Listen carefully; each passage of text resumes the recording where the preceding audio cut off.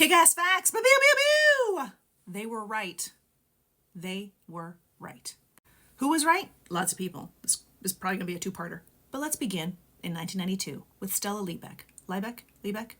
79-year-old Stella spilled a cup of McDonald's coffee in her lap, resulting in third-degree burns.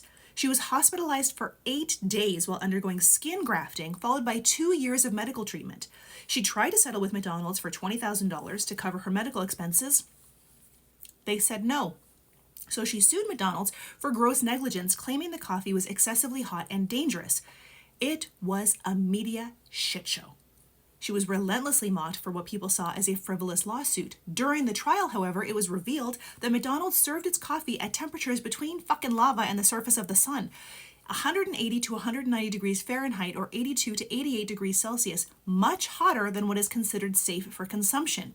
She won, and the case led to discussions about corporate responsibility and product safety. Let's scooch all the way back to the 1600s. Galileo Galilei, fun to say, an Italian astronomer and physicist, championed the heliocentric model of the solar system, which means that the Earth and other planets revolve around the sun.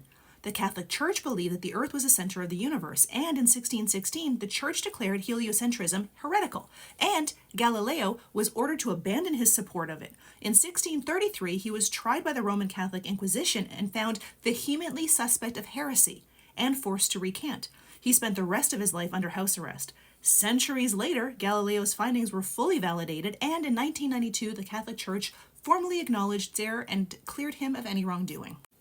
Speaking of the Catholic Church, Sinead O'Connor, R.I.P., and The Lion and the Cobra has been on my top 10 favorite albums since, 1989. It is perfect. She often addressed social and political issues in her work. On October 3rd, 1992, during a performance in Saturday Night Live, she tore up a picture of Pope John Paul II as a protest against child abuse in the Catholic Church, saying, "Fight the real enemy." At the time, widespread abuse and cover-ups within the church was not yet public knowledge. She faced immediate and severe backlash. She was booed at concerts, denounced by public figures, and largely shunned by the music industry. However, in the years that followed, widespread child SA within the Catholic Church was exposed, along with evidence of systematic cover-ups by church authorities. She was right. Rachel Carlson was an American marine biologist and conservationist whose 1962 book, Silent Spring, warned of the dangers of widespread pesticide use, particularly DDT, and its negative effects on the environment and human health. She was harshly criticized by chemical companies, and some people in the scientific community accused her of being alarmist and unscientific. She faced personal attacks, questioning not only her credibility but her sanity. Carson's work eventually led to the environmental movement of the 1960s and 1970s, resulting in the banning of DDT in the United States in 1972 and the establishment of the Environmental Protection Agency. Her concerns about pesticides were later validated by extensive scientific research. Ignaz Semmelweis was a Hungarian physician who in the 1840s discovered that hand washing with chlorinated lime solution drastically reduced the incidence of childbed fever in maternity wards.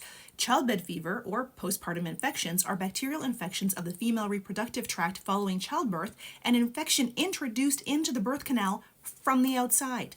His findings were rejected by the medical community, who were offended. Gasp. At the implication, the doctors were responsible for spreading the disease. He faced intense criticism and ridicule from his peers, leading to his eventual dismissal from his position. After his death, his ideas were vindicated by the development of germ theory by Louis Pasteur and others, which provided the scientific basis for his observations. Today, he is remembered as a pioneer in antiseptic procedures. Claire Patterson, an American geochemist, discovered the true age of the Earth, but a lady never tells, in 1956 using lead isotopic data. In the process, he also found that the lead levels in the environment were alarmingly high due to the widespread use of leaded gasoline. Patterson faced intense opposition from the lead industry, which dismissed his findings and attempted to discredit his research. He was even denied research funding and barred from certain conferences. His relentless advocacy eventually led to the U.S. government phasing out leaded gasoline in the 1970s. Subsequent studies confirmed his findings, showing a significant drop in blood lead levels in the population after the ban. Patterson is now credited with saving millions of lives by highlighting the dangers of lead pollution.